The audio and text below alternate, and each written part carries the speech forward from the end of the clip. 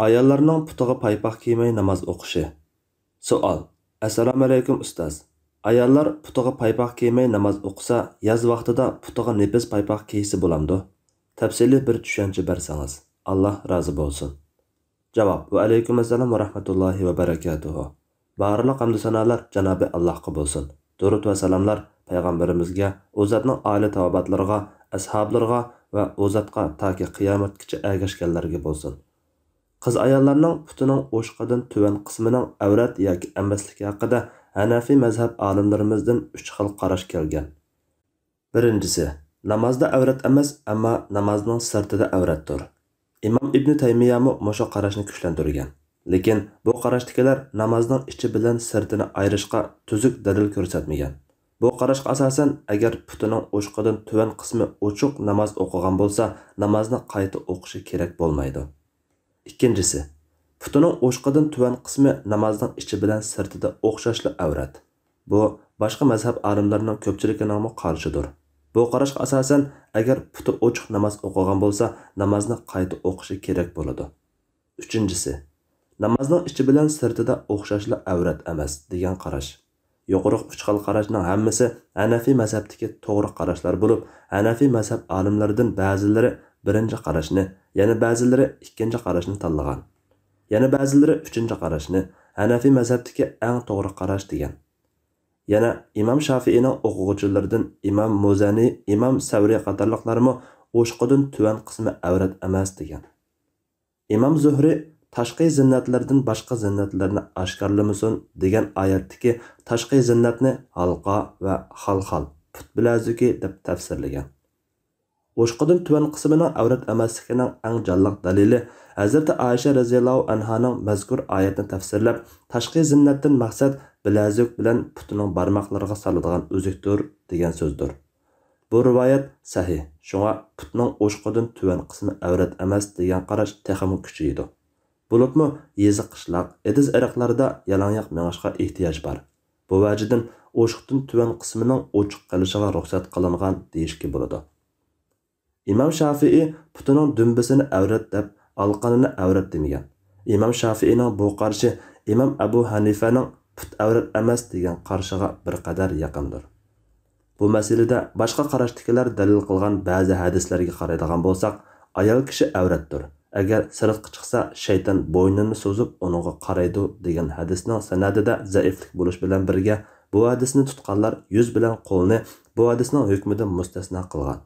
Putnimi uy ichi va ediz ariqlarda ichib yurishga ehtiyoj bor bo'lganlik jihatdan yuziga o'xshashla mustasno qilingan deyishga bo'ladi. Yana mono hadismi dalil qilingan. Ummu Salama radhiyallohu anha payg'ambar sallallohu alayhi va sallamdan ayol kishi yopki kiymisimi uzun ko'nglak ro'mol bilan namoz o'qisa bo'lamdi deb so'raganda payg'ambar sallallohu alayhi va sallam ko'nglak putlarining dumbisini yo'gab turadigan darajada uzun bo'lsa bo'ladi deb javob bergan. Bu hadismi ya payg'ambar sallallohu alayhi va sallamdan ya sahobadan sahih yo'l bilan kelmagan bo'lg'achqa dalil bo'la olmaydi. Dalillikka yaragan taqdirdami putning avrat emasligiga dalil bo'ladi. Chunki bu hadisda putning alqanini tilga olmagan. Sajdaga borganda putning alqanning ejilishi ehtimolligi cho'ng.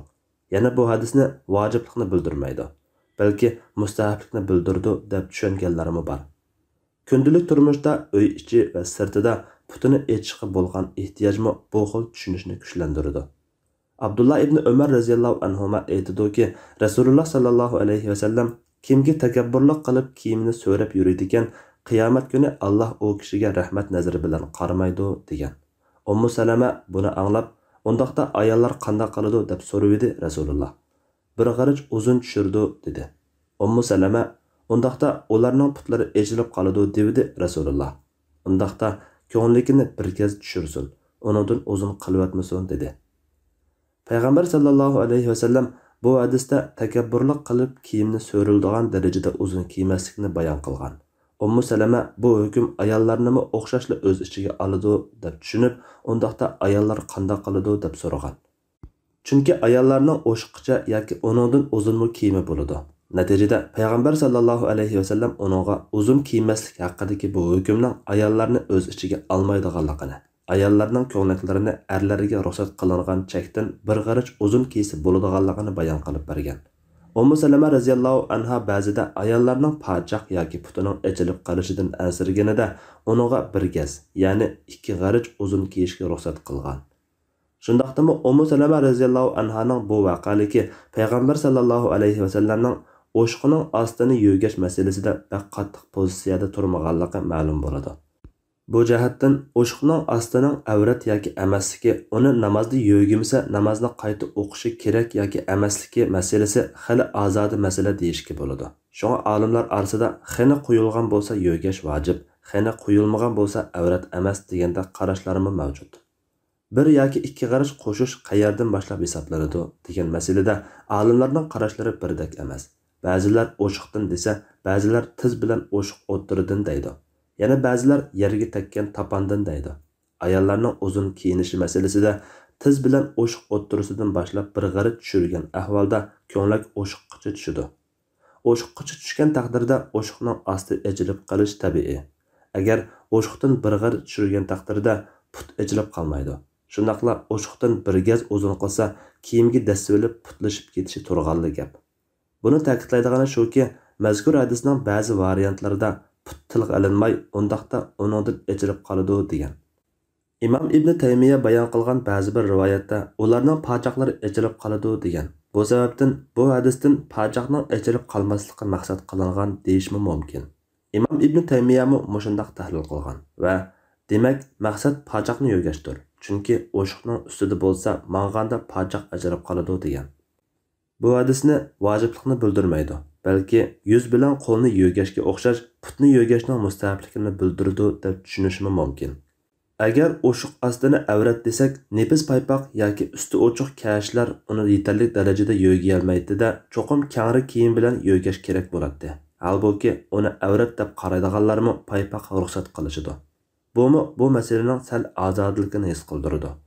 Mayli bu hadisdagi ruxsat mustahablikni yoki vojiblikni bildirsin, yoki bir g'arich uzun kiyish vojib, 2 g'arich uzun kiyish joiz yoki mustahab deyilsin, bu ruxsatga asosan kiyimni uzun kiyish sahoba ayollarda bor ish ekanligini boshqa ba'zi hadislarmi ta'kidlaydi. Bir hadisda kelishicha, bir ayol Rasululloh sallallohu alayhi vasallamning ayoli Ummu Salama radhiyallohu anhaga "Men uzun ko'ylak kiyadigan bir ayol, ba'zida paskin yerlardan o'tib qolaman" degan edi Ummu Salama. Payg'ambar sallallohu alayhi vasallam keyingi pak yerlar uni paklaydi degan edi dedi. Yig'ib aytadigan bo'lsak, qiyinchilik bo'lmaydigan ahvolda eng yaxshisi mayli namoz o'qiganda bo'lsin yoki sirtqa chiqqanda bo'lsin, putning hamma qismini yo'gab turadigan uzun kiyim bilan paypoq kiyib olishdir. Yuqorida putini yo'gash haqidagi hadislarni mustahabligini bildirdi deb tushunishmi bu xulosaga mos keladi. Navoda yot erlar ko'rib turadigan yerda o'shiqning ostini yo'gamay namoz o'qigan yoki shu holatda sirt yurgan bo'lsa-mu gunoh bo'lmaydi. O'qigan namozini qayta o'qish kerak bo'lmaydi. Biroq yo'gash afzaldir. Yozda putiga nepiz bo'lsa-mu paypoq kiyishi kiymagandan yaxshiroqdir. Alloh eng to'g'risini bilguchidir. Fatvoda Doktor Abdul Aziz rahmatulloh. Fatvolar majmuasi 3-tom.